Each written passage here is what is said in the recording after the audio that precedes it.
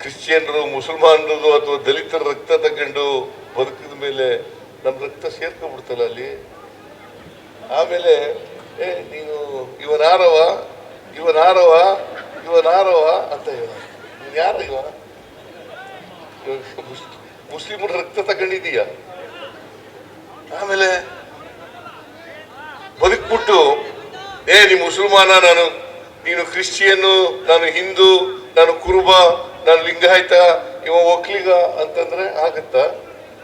ಅದಕ್ಕೆ ಮನುಷ್ಯರನ್ನ ಪ್ರೀತಿಸ್ತಕ್ಕಂಥದ್ದನ್ನ ಕಲ್ತ್ಕೋಬೇಕು. ಇದನ್ನ ಕನಕದಾಸರು ಹೇಳೋದಿರ್ತಕ್ಕಂಥದ್ದು. ಕನಕದಾಸರು ಹೇಳಿರ್ತಕ್ಕಂಥದ್ದು ಬರೀ ಅವರು ಶ್ರೇಷ್ಠ ದಾಸರಷ್ಟೇ ಅಲ್ಲ, ಅವರೊಬ್ಬ ಸಮಾಜ ಸುಧಾರಕ, ಸಮಾಜದ ಬದಲಾವಣೆಯನ್ನ ಬಯಸಿದಂಥವ್ರು. ಬಸವಾದಿ ಶರಣರು ಏನ್ ಬಯಸಿದ್ರು? ಸಮಾಜದ ಬದಲಾವಣೆಯನ್ನ ಬಯಸಿದ್ರು. ವರ್ಗರಹಿತವಾದಂತ, ಜಾತಿ ರಹಿತವಾದಂತ, ಮೌಢ್ಯಗಳಿಲ್ಲದೆ ಇರ್ತಕ್ಕಂಥ, ವೈಚಾರಿಕತೆಯಿಂದ ಕೂಡಿರ್ತಕ್ಕಂಥ ಸಮಾಜ ನಿರ್ಮಾಣ ಆಗಬೇಕು. ಮನುಷ್ಯರ ಸಮಾಜ ನಿರ್ಮಾಣ ಆಗಬೇಕು. ನಾವೆಲ್ಲ ಮನುಷ್ಯರಲ್ಲ. ಅದಕ್ಕೆ ಕನಕದಾಸರು ಪಾಪ ಎಲ್ಲ ತ್ಯಾಗ ಮಾಡಿ ಪಾಳ್ಯಗಾರರಾಗಿದ್ದವರು. ಅವ್ರ ಹೆಸರು, ಮೊದಲ ಹೆಸರು ತಿಮ್ಮಪ್ಪ ನಾಯಕ. ಆ ತಿಮ್ಮಪ್ಪ ನಾಯಕ ಆದ್ಮೇಲೆ ಕನಕ ನಾಯಕ ಆಯ್ತಾನೆ. ಕನಕ ನಾಯಕ ಆದ್ಮೇಲೆ ಕನಕದಾಸ ಆಯ್ತಾನೆ. ಗೊತ್ತಾಯ್ತಾ? ಅವರಪ್ಪನ ಹೆಸರು ಗೊತ್ತಾ? ವೀರಪ್ಪ ನಾಯಕ. ಅವ್ರ ತಾಯಿ ಹೆಸರು ಗೊತ್ತಾ? ಬಚ್ಚಮ್ಮ. ವೀರಪ್ಪ ಬಚ್ಚಮ್ಮ ದಂಪತಿಗಳ ಮಗ ತಿಮ್ಮಪ್ಪ ನಾಯಕ. ಅವರು ಪಾಳ್ಯಗಾರರ ವಂಶಕ್ಕೆ ಸೇರಿದವರು. ಗೊತ್ತಾಯ್ತಾ? ಅವರೊಬ್ಬ ಪಾಳ್ಯಗಾರ. ಆಮೇಲೆ ಜೀವನದಲ್ಲಿ ಜಿಗುಪ್ಸೆಯಾಗಿ ಎಲ್ಲ ತ್ಯಾಗ ಮಾಡಿಬಿಟ್ಟು ಎಲ್ಲ ಆಸ್ತಿ ಎಲ್ಲ ಕನಕ ಇದನ್ನೆಲ್ಲ ಹಂಚಿಬಿಟ್ಟು ಜನಗಳಿಗೆ, ಅದಕ್ಕೆ ಕನಕ ನಾಯಕ ಆದದ್ದು. ಭೂಮಿ ಆಗಿರುವಾಗ ವಜ್ರ ವೈಡೂರ್ಯಗಳೆಲ್ಲ ಸಿಕ್ಕದೋ ಅದನ್ನೆಲ್ಲ ಜನಗಳಿಗೆ ದಾನ ಮಾಡಿಬಿಟ್ರು ಅಂತ ಕಥೆ ಹೇಳುತ್ತದೆ. ಕನಕದಾಸರು ಒಬ್ಬ ಸಾಹಿತಿ ಕೂಡ. ಅನೇಕ ನಳಚರಿತ್ರೆ ಬರೆದವರು ಅವರು, ಮೋಹನ ತರಂಗಿಣಿ ಬರೆದವರು ಅವರು, ರಾಮಧಾನ್ಯ ಚರಿತ್ರೆ ಬರೆದವರು ಅವರು, ಹರಿಭಕ್ತ ಸಾರ ಬರೆದವರು ಅವರು. ಒಬ್ಬ ದೊಡ್ಡ ಸಾಹಿತಿ. ನಳಚರಿತ್ರೆ ಓದಿದ್ರೆ ಏನೋ ಗೊತ್ತಿಲ್ಲ ನನಗೆ, ಎಷ್ಟು ಜನ ಓದಿದಿರೋ ಇಲ್ಲೋ ಗೊತ್ತಿಲ್ಲ. ನಳಚರಿತ್ರೆ ಓದಿದ್ದೀರಾ? ಬಹಳ ಜನ ಓದಿರ್ಲಿಕ್ಕಿಲ್ಲ. ಭಾಮಿನಿ ಷಟ್ಪದಿನಲ್ಲಿ ನಳಚರಿತ್ರೆ ಬರೆದವರು. ಗೊತ್ತಾ ಮುರಿಯಪ್ಪ? ಭಾಮಿನಿ ಷಟ್ಪದಿ ಅಂದ್ರೆ ಗೊತ್ತಾ? 6 ಪಂಕ್ತಿಗಳಿರ್ತಕ್ಕಂಥ ಪದ್ಯ, ಇದಕ್ಕೆ ಭಾಮಿನಿ ಷಟ್ಪದಿ ಅಂತ ಕರಿತೀವಿ. ಗೊತ್ತಾಯ್ತಾ? ಈಗ ತ್ರಿಪದಿ, ಚೌಪದಿ ಅಂತ ಕರಿತೀವಿ. ತ್ರಿಪದಿ ಅಂತಂದ್ರೆ 3 ಲೈನ್ ಇರ್ತಕ್ಕಂಥ ಪದ್ಯ ಬರೆಯೋದು. ಚೌಪದಿ ಅಂತಂದ್ರೆ 4 ಲೈನ್ ಪದ್ಯ ಬರೆಯೋದು. ಅಷ್ಟಪದಿ ಅಂದ್ರೆ 8 ಜನ ಪದ್ಯ, 8 ಲೈನ್ಗಳಿರ್ತಕ್ಕಂಥ ಪದ್ಯ ಬರೆಯೋದು.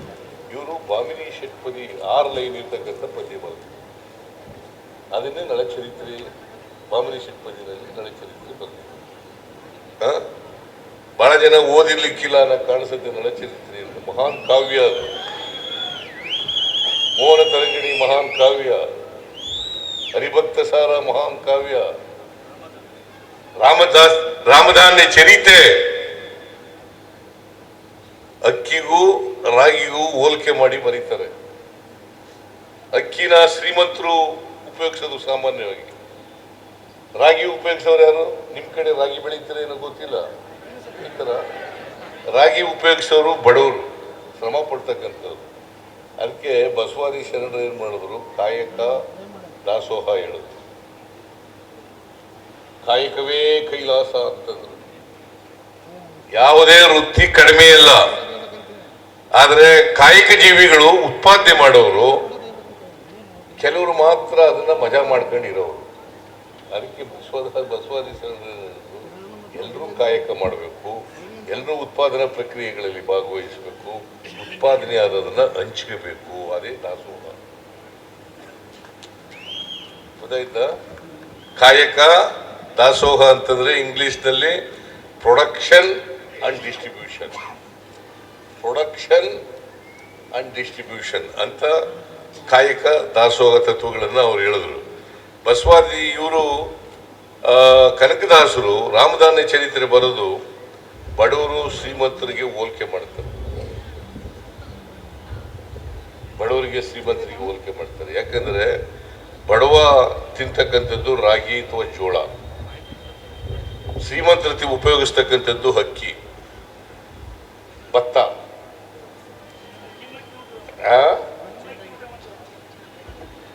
ಅದರಿಂದ ಇವೆಲ್ಲ ಒಂದ್ಸಾರಿ ಚರ್ಚೆ ನಡೀತದೆ.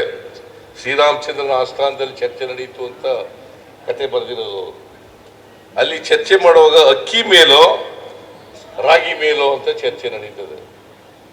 ಅಕ್ಕಿ ಪರವಾಗಿರೋರೆಲ್ಲ ಅಕ್ಕಿ ಮೇಲೋ ಅಂತ ಬರೀತಾರೆ. ಓ 5 ಗಂಟೆ ಆಗೋಯ್ತಲ್ಲ. ರಾಗಿ ಪರವಾಗಿರೋರು ರಾಗಿ ಮೇಲೋ ಅಂತ ಹೇಳ್ತಾರೆ. ಶ್ರೀರಾಮಚಂದ್ರನ ಆಸ್ಥಾನದಲ್ಲಿ ಇದು ಚರ್ಚೆ. ಶ್ರೀರಾಮಚಂದ್ರ ಹೇಳ್ತಾನೆ ಅಗೆಗಳು ಅಂತ ತಾನೆ ನಿಮ್ ಕಡೆ ಹೇಳೋದು.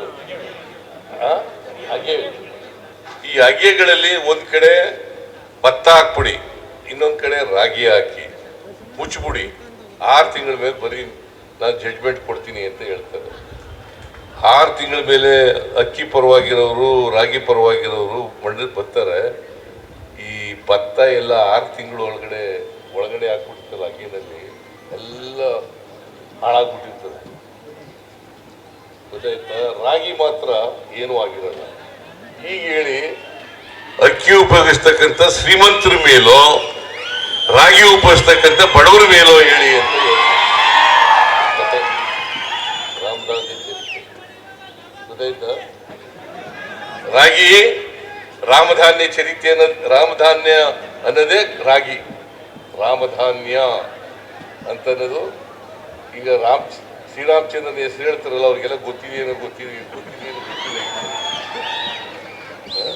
ರಾಮಧಾನ್ಯ ಅನ್ನೋದು ರಾಗಿ. ಗೊತ್ತಾಯ್ತಾ? ರಾಮಧಾನ್ಯ ಅನ್ನೋದು ಹೇಳ್ರಯ್ಯ ರಾಗಿ. ಇದನ್ನ ಅದಕ್ಕೆ ರಾಮಧಾನ್ಯ ಚರಿತೆ ಅಂತ ಕನಕದಾಸರು ಬರೆದಿರ್ತಕ್ಕಂಥ ಪುಸ್ತಕ. ಅದೆಲ್ಲ ಓದಿ ನೀವು. ಗೊತ್ತಾಯ್ತು? ಅದಕ್ಕೆ ಮನುಷ್ಯ ಶ್ರೀಮಂತ ಇರ್ಬೋದು, ಬಡವ ಇರ್ಬೋದು, ಎಲ್ಲರೂ ಒಂದೇನೆ ಆಗ್ಲಿಕ್ಕೆ.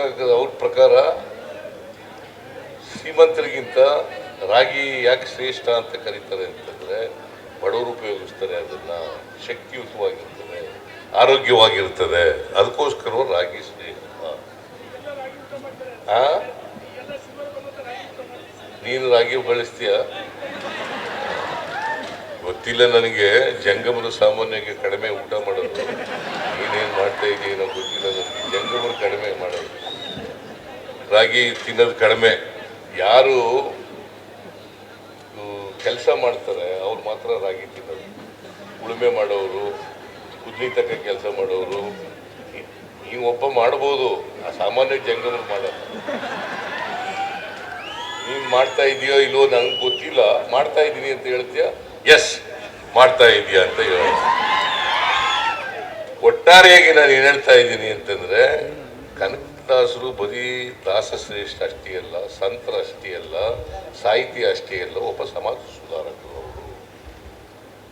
ಅವರು ಒಬ್ಬ ದಾರ್ಶನಿಕರು, ಅವರು ಒಬ್ಬ ವಿಶ್ವಮಾನವರು. ಅದಕ್ಕೋಸ್ಕರ ಅವರ ತತ್ವ ಆದರ್ಶಗಳನ್ನ ನಾವೆಲ್ಲರೂ ಕೂಡ ಮುಂದಿನ ಪೀಳಿಗೆ ಅದನ್ನು ಅರ್ಥ ಮಾಡ್ಕೊಂಡು ಆ ದಾರಿನಲ್ಲಿ ನಡಿಬೇಕು ಅನ್ನೋ ಕಾರಣಕ್ಕೋಸ್ಕರ ಇಂಥ ಪ್ರತಿಮೆಗಳನ್ನ ಲೋಕಾರ್ಪಣೆ ಮಾಡ್ತಕ್ಕಂಥದ್ದು.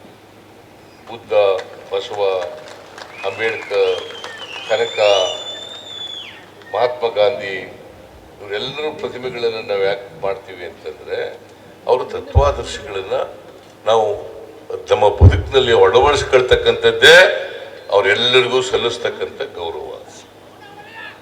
ಕನಕದಾಸರ ತತ್ವಾದರ್ಶಗಳನ್ನು ಅಳವಡಿಸ್ಕೊಳ್ಳೋದೇ ಕನಕದಾಸರಿಗೆ ಸಲ್ಲಿಸ್ತಕ್ಕಂಥ ಗೌರವ ಅಂತಕ್ಕಂಥದ್ದನ್ನು ಅರ್ಥ ಮಾಡ್ಕೋಬೇಕಾಗ್ತದೆ.